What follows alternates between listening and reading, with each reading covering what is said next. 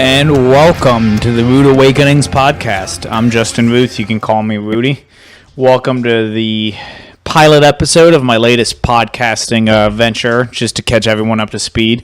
I used to do a show called The Justin and AC Show with my buddy Aaron Clark. That morphed into a show called The Broadspeak Bullies. Did that for a couple years. Did another show, couple episodes called The Nothing Cast. And I kind of don't do those as frequently as I'd like to, so I'm starting this one up on my own. It's primarily going to be me, and then there's going to be kind of a rotation of different guests and co-hosts, just so that I kind of break up the flow of voices that you hear.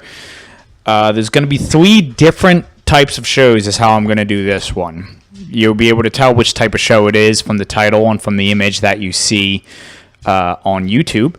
The first one is going to be called Chaos Corner, and that's going to be all about the wacky world of professional wrestling. There's going to be another one called The Cinephile, in which we will be breaking down a movie really more than it needs to be broken down to. And then the third one is going to be what this show is going to be. It's going to be called The 215. It's going to be all about Philadelphia sports and might touch on just sort of sports in general, but primarily Philadelphia, because those are the 3 passions of my life. I love Philly sports, I love movies, and I love wrestling. So give it a listen, and please do listen and give me feedback, because I don't listen to my own stuff back because I hate the sound of my own voice. And that's just, simple as that. I don't like listening to myself. I feel like I drop my R's too much, and I say a lot, or I just don't find my voice to be good to listen to. But hopefully, apparently, not everyone else thinks that way. So please do this. Give me a listen. Any kind of feedback works, positive, negative. Really don't care. All right. Without further ado, let's get into this one. This is going to be the 215. I'm going to be, through the power of Skype, calling up my buddy Jared High. We've been best friends since the 2nd grade. No other sports fans as big as this guy. And we are going to be looking back at the top 8 Philadelphia Eagles sports plays. We'll be doing this just in our generation, so there's not going to be any Fog Bowl or the 1960 championship or anything like that. We're going to throw out different plays or games or moments and things like that, and then we're going to draw them out at random and see where they rank and try to come up with a cohesive top 8. So let's give Jared a call.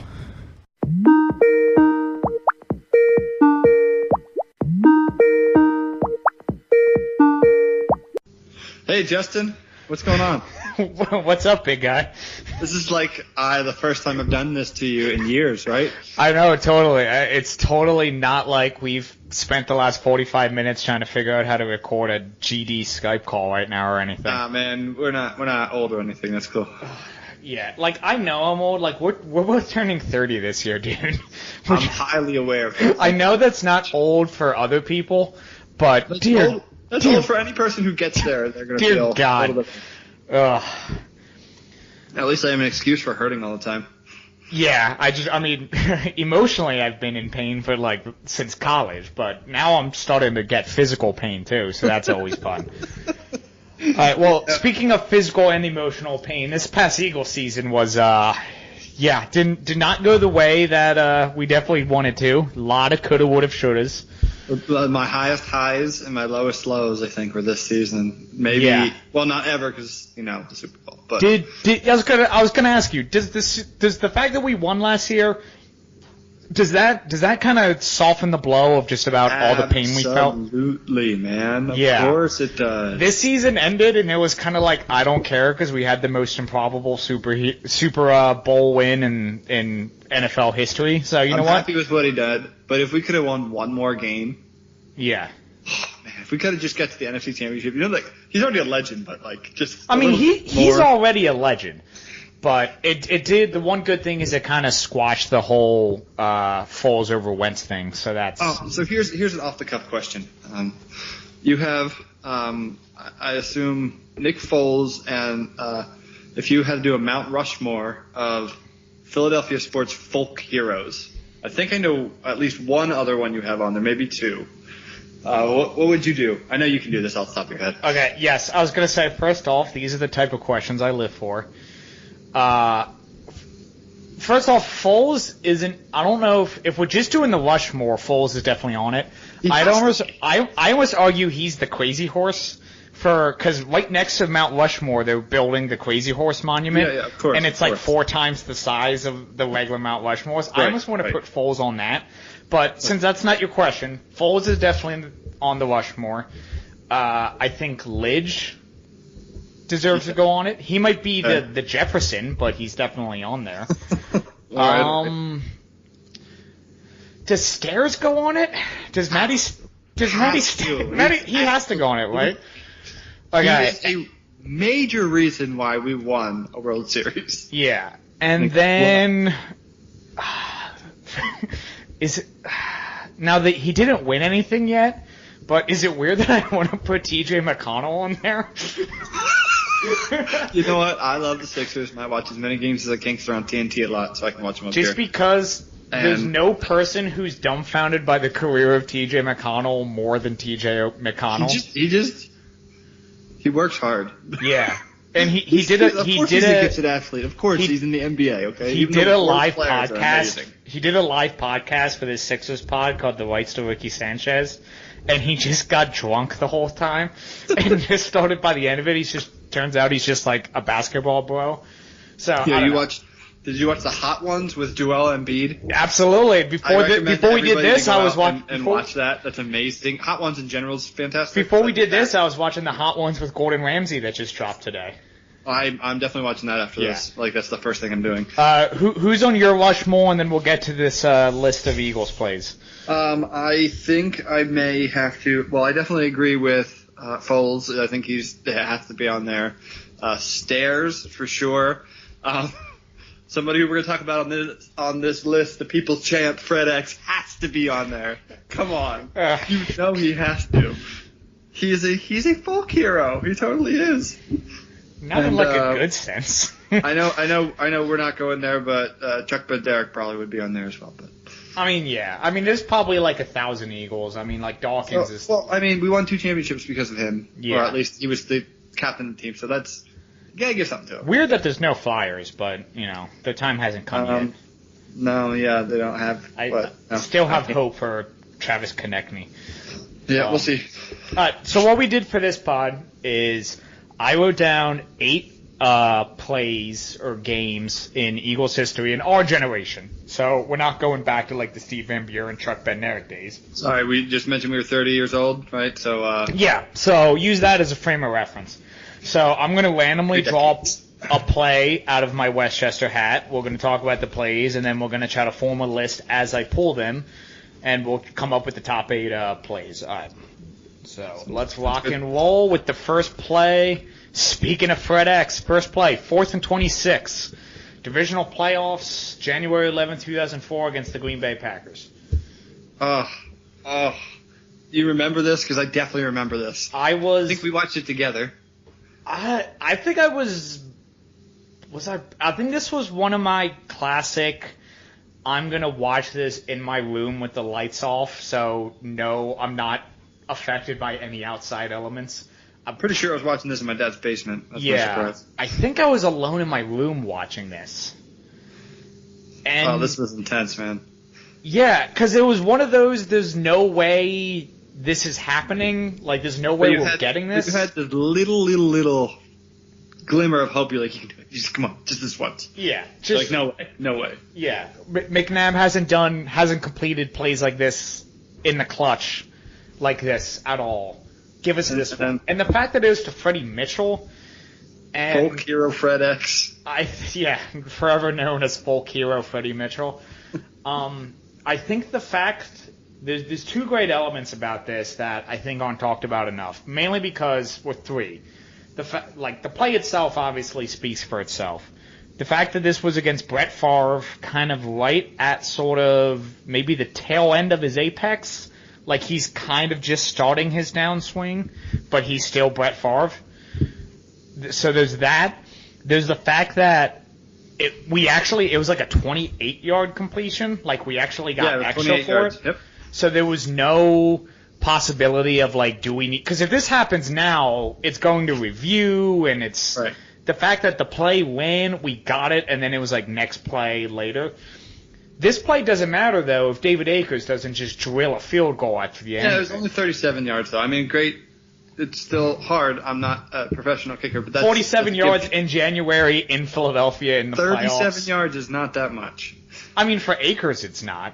Have you seen the exactly. kickers today? I mean, but so this is how it went down. They had a penalty. McKnight got sacked. He missed 2 throws. So now it's 4th and 26 with a minute 12 remaining. No timeouts. Classic Andy Reid.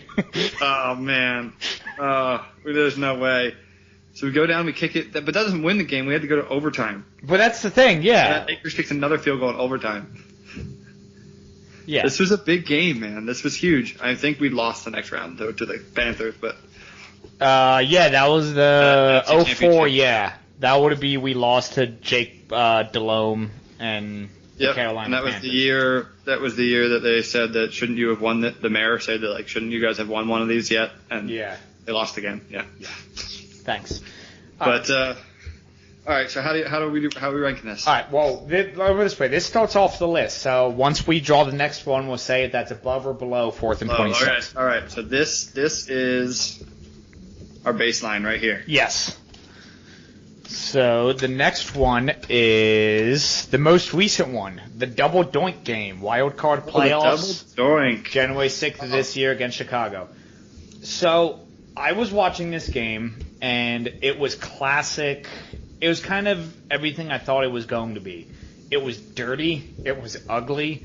Nothing looked good. There was no amount of good I was feeling. Chicago goes up, and I immediately just kind of turned the TV off. I knew what was happening. I knew where it was going. I didn't need that kind of pressure in my life.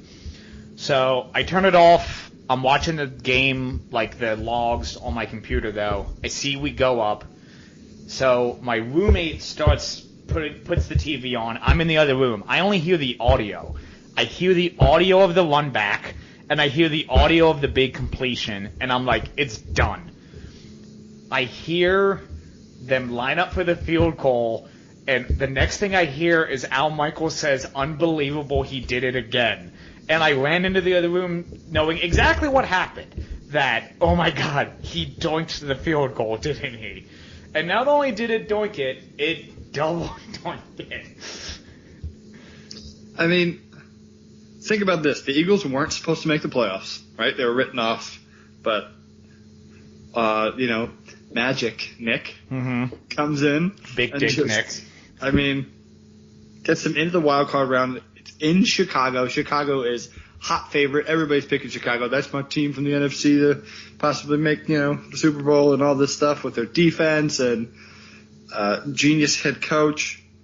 The best defense in the NFL. Think about that. Yeah. There is no group of guys better than that group. And Nick was like, hold on. Yeah. Now, he didn't have the best game ever, but he ended it really well. Just a great effort to block a kick. Yeah, I mean, well, because that's the thing that I feel like no one's going to remember Hand of God Trayvon Hester in this because it's going to be everyone's going to go down thinking Parkey, ex-Eagle great Cody Parkey missed it. Didn't you want to name him Cody Ice Train Parkey? I believe that was your nickname. I for did. him? His rookie season, I wanted to nickname him Ice Train because now Cody Parkey's just forever going to be known for this.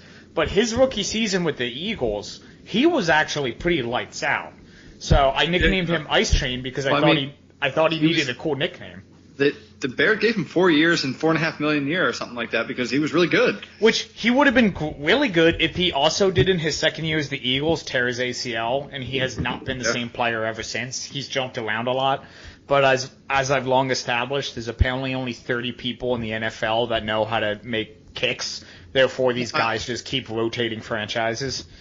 Yeah. I think it's less. I think it's like 25 guys who can really kick. Yeah, and then all the other ones are just like guys who used to be able to kick but can still get jobs. And then Steve Ass. Yeah, looking at you, Janikowski. So do you put this above or below 4th and 26? You know what? I in my personal rankings, I have these two right next to each other. So this is very hard for me. It's a good first two pool. I have the double doink below 4th and 26. I have it flipped. You have them flipped, right really? next to each other.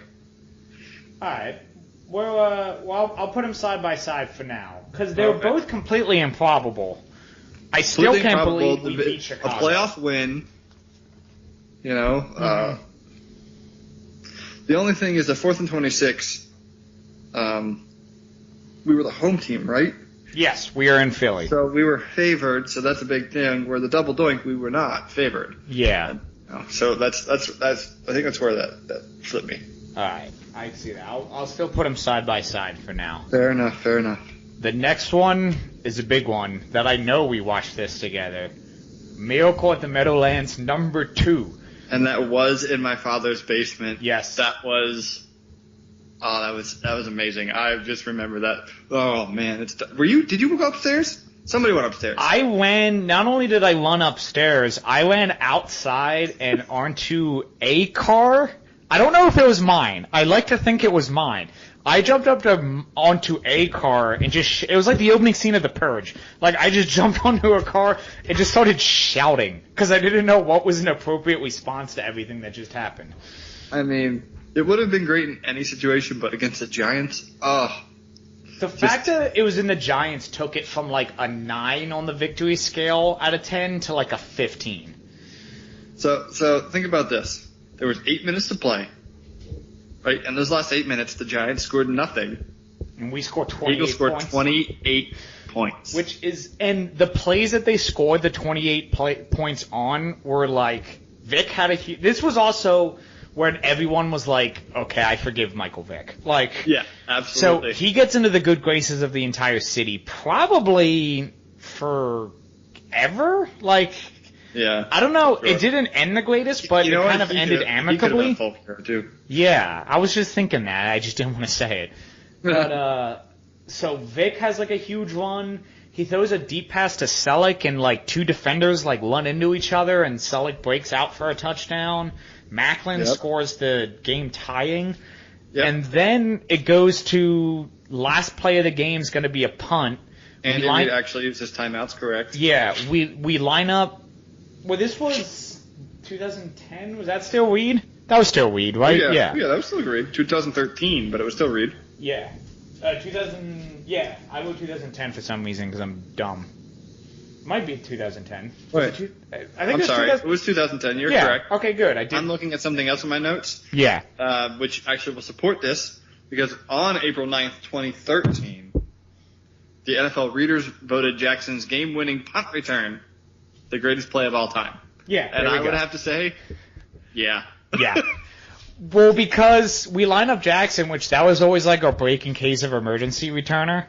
Yep. And the infamous story is Tom Coughlin told the punter, Matt Dodge, and you know it's a good play when I remembered the punter of the 2010 Giants told him, just don't kick it to him. And what does he do? He kicks it right to him.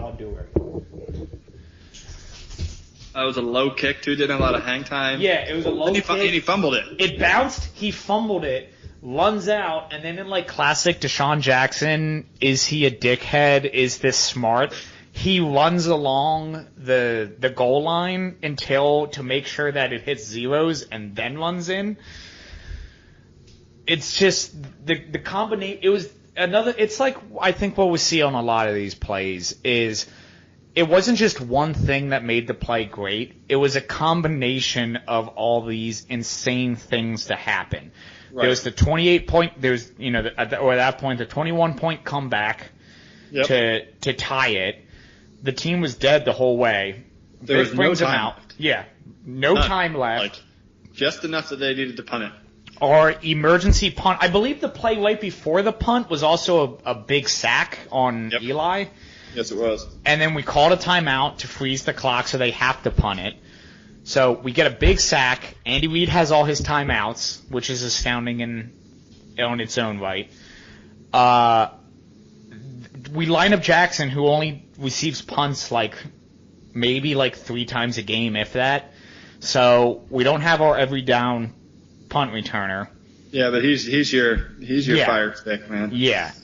He fumbles it. It's a weird punt off the foot of Dodge. He fumbles it right away. he stops for like half a second so that he can get his blockers, which he used to never do, and then just runs like a bat out of hell and score. Yeah. So that, needless to say, I think we can both be in agreement. That is currently the leader. Yes. For both currently. I mean, that had never happened before. Nobody had ever had a punt return for a touchdown to end a game. Never. Yeah. All right. The next one is from last season, and this is I only added this because I needed to round out the field of 8, so I'll be honest with you there. Week 3 of last season, Jake Elliott's 61-yard field goal to once again beat the Giants. I mean, beating the Giants is always awesome. It's my second favorite team to beat, of course. Yes. It's definitely... I think the one thing that kind of made it improbable, aside from the fact that it's a 61-yard field goal, is because Elliott was a rookie, and no one of even knew Jake Elliott was a thing. Rookie record, 61 yards. So there's that. It beats the Giants. It's in Philadelphia. Of course, there's the great audio of Carson Wentz saying, this guy's a superhero. If he makes it, I'll owe him my game check if he does it. Joel Embiid was there watching the game. A lot of just great. I wouldn't say this is like a big, because it's a random Week 3 game against the Giants.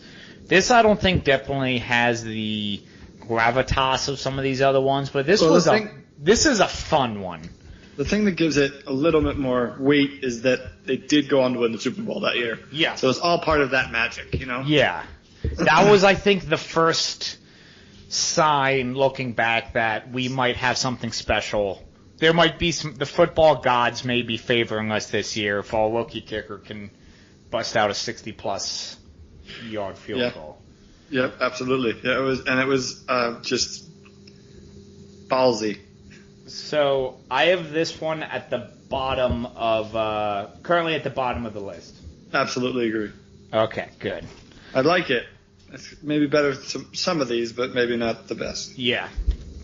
So the next one is the 44-6 game, Week 17 against the Dallas Cowboys in December 28th, 2008. So for context for anyone, this was a win to get in. I believe it was for the division, right?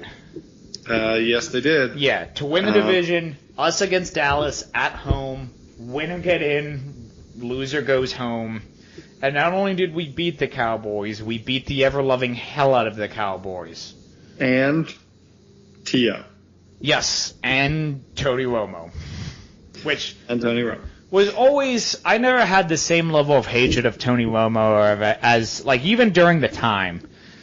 And it was, me and our mutual friend Aaron refer to this as Chipper Jones hate of, yes, I hate this guy, but god damn it, do I respect this guy. There was always a level of respect for Romo, because, comes out of a small school, has that weird throwing arm. He kind of was living the life that we all sort of assumed if we were like a good-looking quarterback, and when he's just like dating Jessica Simpson and stuff like that. He's making loads of money from CBS right now, so. Yeah, and it turns out he's kind of the first great athlete to broadcaster of all time. He might be, yeah. Yeah.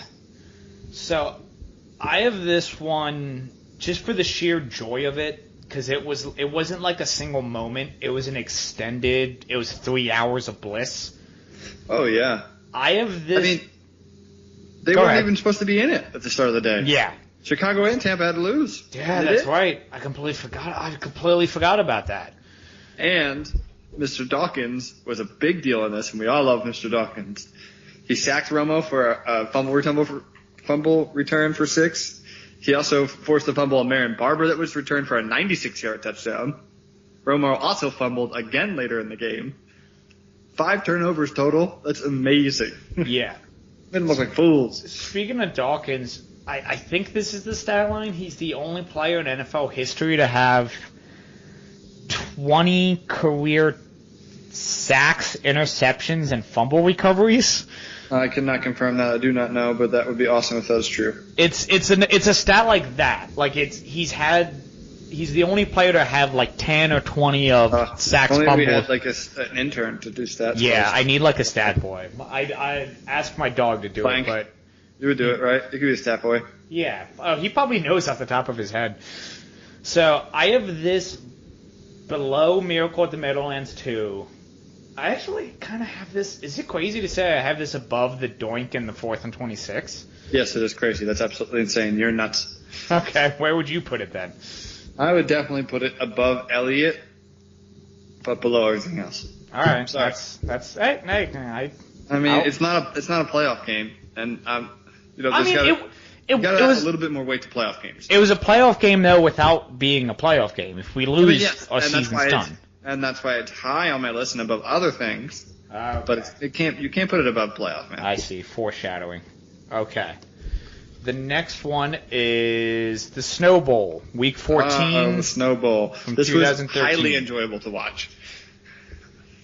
Yeah, this is another. It's like the 4th and 26 that it was just. I feel like even if we lost that game, it still would have been pretty fun. Yeah, absolutely. It was a fun game to watch. But the fact that we won it and LaShawn McCoy just went absolutely crazy. Well, it got to a point that passing was just not a thing. Yeah, you couldn't. Even though I'm pretty sure Big Dick Nick had.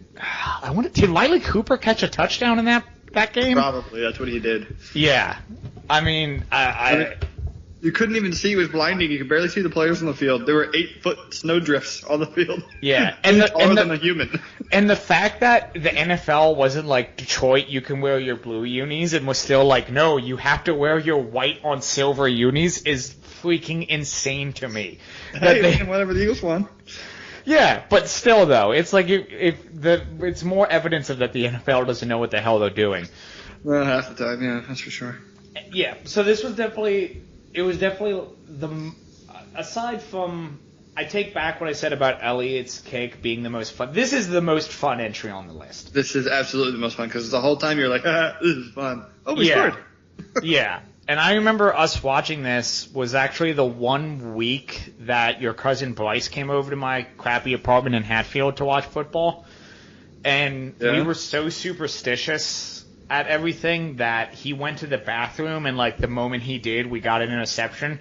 So he just sat in my bathroom with like a 6-pack and listened into the game for like 30 minutes.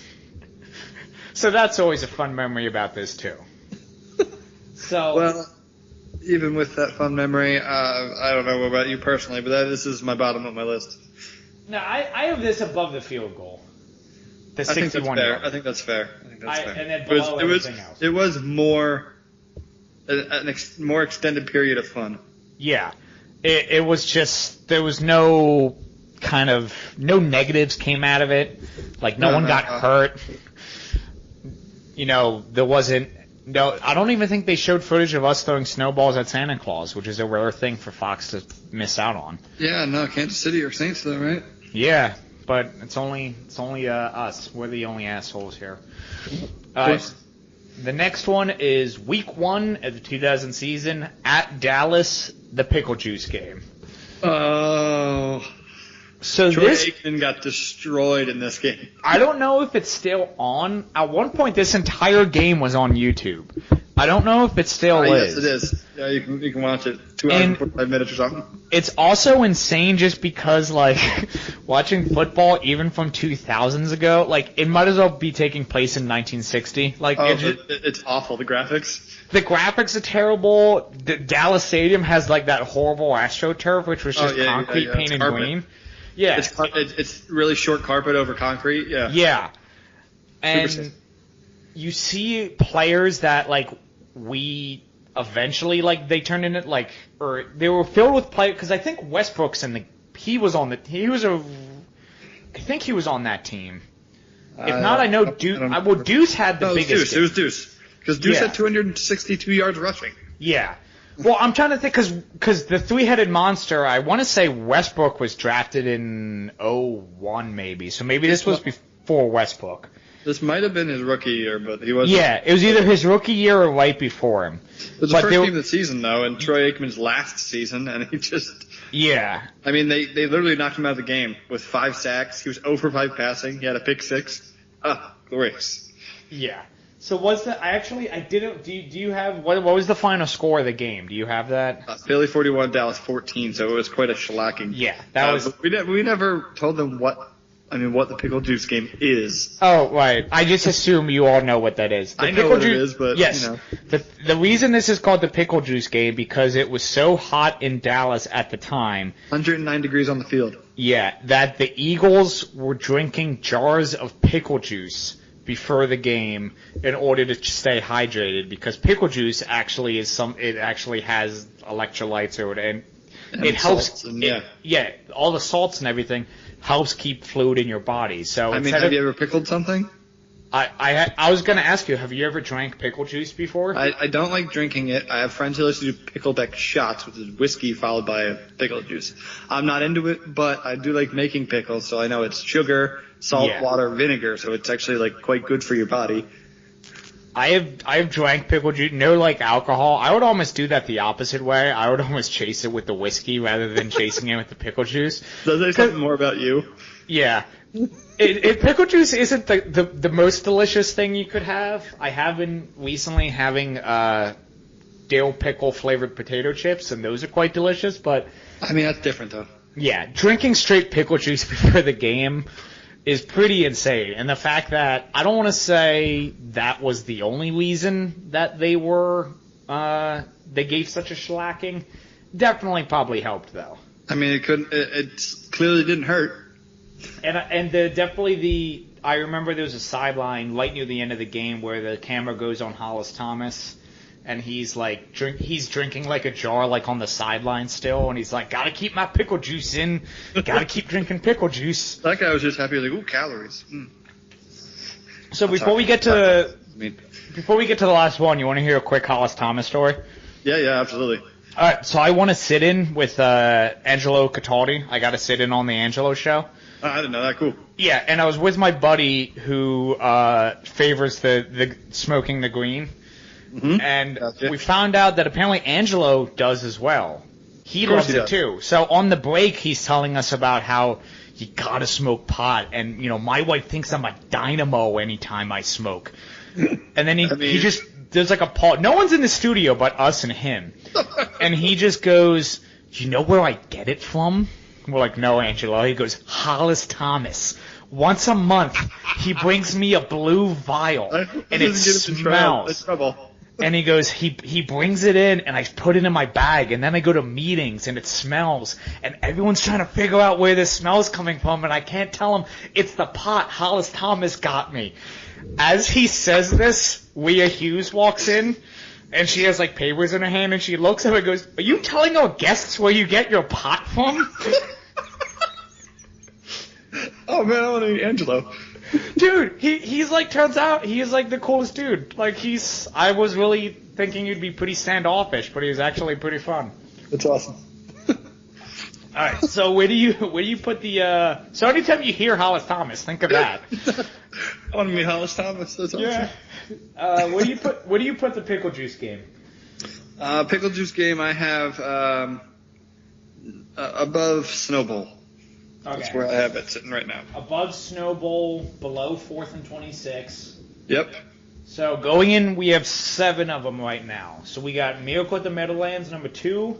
Yep. I'm going to say the Double Doink is slightly above 4th and 26. I agree. 44 and 6, the Pickle Juice game, the Snowball, and the 60-yard field goal. Yep, 61. 61, sorry.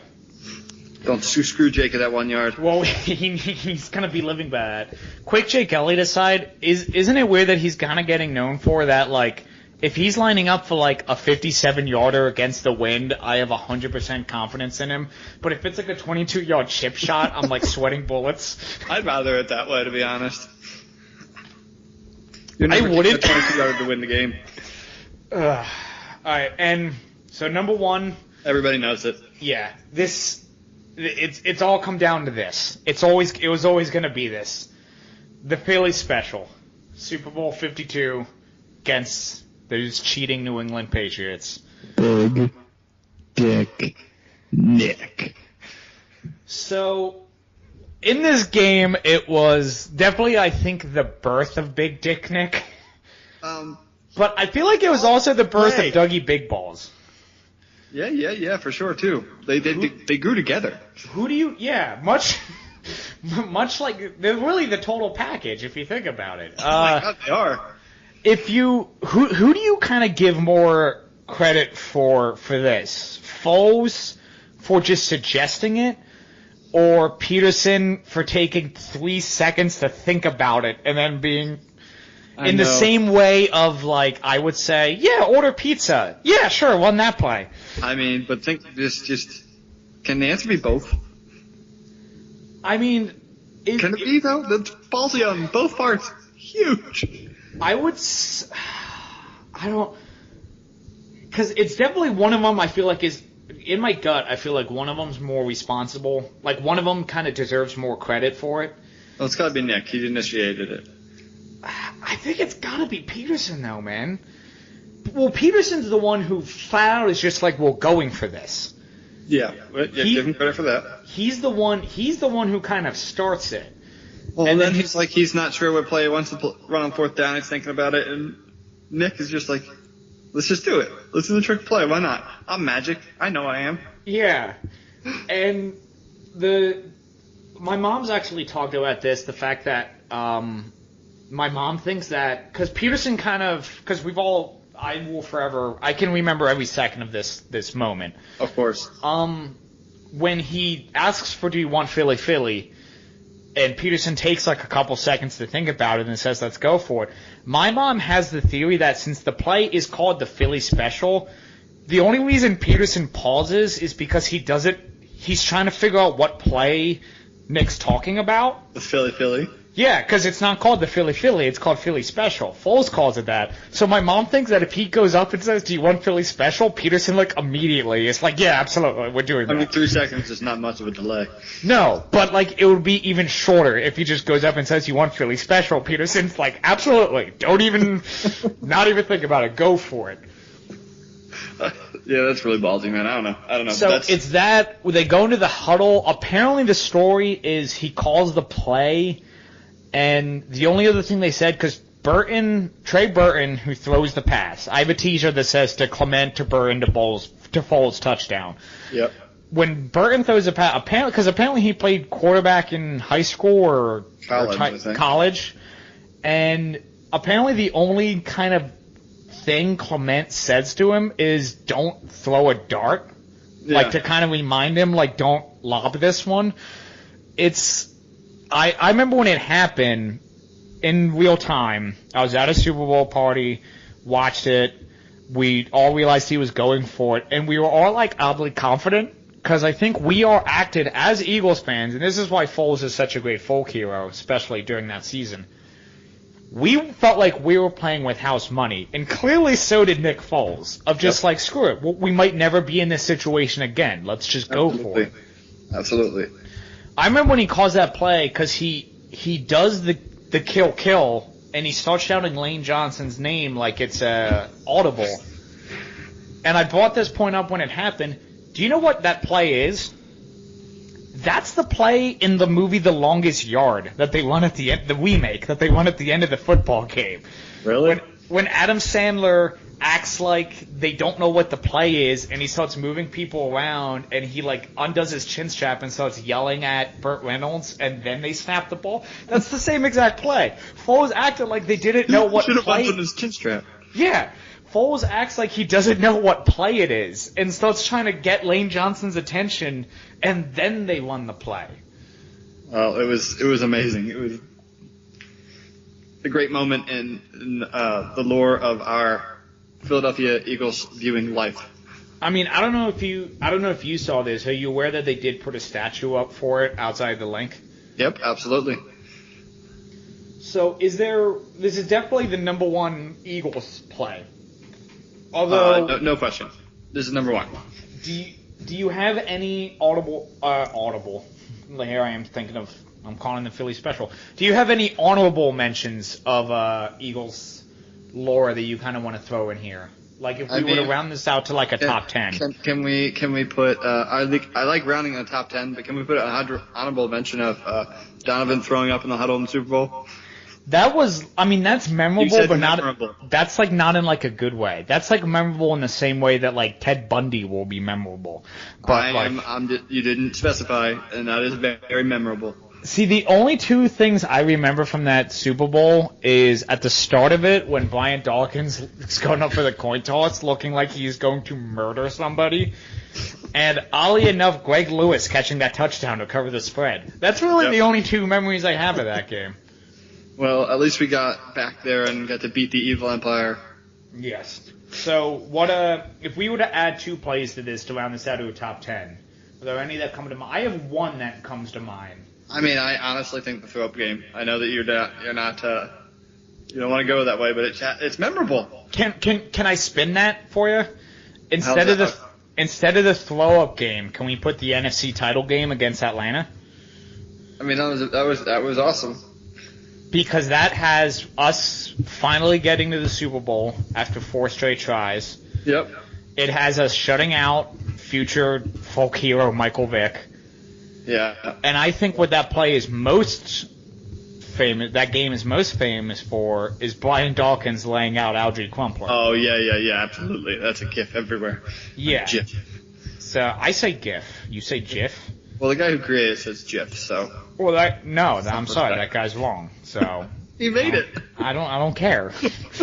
it's GIF. So I'd rather prefer to put that, but if we're gonna be fair, I will put the Super Bowl in Jacksonville. I forget what number it was. The throw-up game. Yep. And I will say the one thing that actually gives that points for you is that was also the T.O. return game.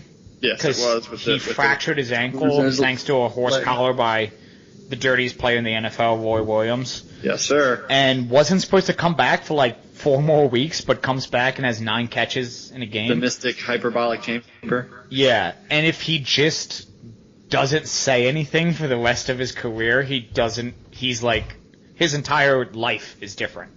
Uh-huh. If he just stays silent after that. Can't keep his mouth shut, though. So where would you put that Super Bowl, the throw-up game, on the list? I mean, I honestly think it would be right below Pickle Juice game. Okay, so you've got we got 61-yard field goal, Snow Bowl, throw-up game, Pickle Juice, etc. Yeah, but it's 6. Yeah. Okay. All right, it's 7. My play is going back to the Super Bowl 52, and I'm going to say the Brandon Graham strip sack. Oh, yeah, of course. How could you not have this on here? That's got to be... Does that go up near the top just because it's Super Bowl? I think it goes below the Philly Special, below the Miracle, Yep. below the Double Doink, and then above everything else. Okay, I'll agree with that. Because the underlying thing about that play was the fact that Brandon Graham has spent his entire career up to that not being Earl Thomas. Right. And that was always going to be his thing. Right. That was always going to be the thing of we traded up, we needed a safety, and instead of getting Earl Thomas, we got you.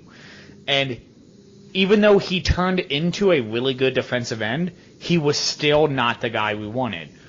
But I feel like that strip sack against Brady and to really clinch the Super Bowl for us.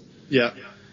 That became his legacy. And now we're kind of like okay with that draft pick. The ends justify the means.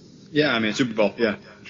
Yeah, I mean, yeah, it's really safe to say. Really, the ends of all of that kind of justifies the means. All right, man, so can you recap our top 12? What's top 10? Because we had I know, we added 2. We had 8, and then we added 2 for 10. Yep. Yeah, you're a teacher. Good. Number 10, the 61-yard field goal. Number 9, the Snow Bowl. Number 8, the throw-up game, as we're calling this. Yeah, man. Number 7, the Pickle Juice game. Number 6, 44-6. Number 5, 4th and 26. Number 4 is the Brandon Graham strip sack. Number 3, the double doink. Number 2, the Miracle at the Meadowlands. Number 2, number 1, the Philly Special. It's beautiful. We did it, big guy. It's beautiful. I feel like I just went through a marathon with all the audio problems we were having. Oh, we needed to get off the ground, but now we're flying. So much like the Brandon Graham Super Bowl strip sack, the ends justified the means. Absolutely, man. All right, got anything you want to say to the people before we sign off? Love being on here. We would love to have guests at any time talk about weird subjects. We're Philly-oriented. We're football-oriented. Justin likes wrestling. I don't know anything about it, but I will comment on it.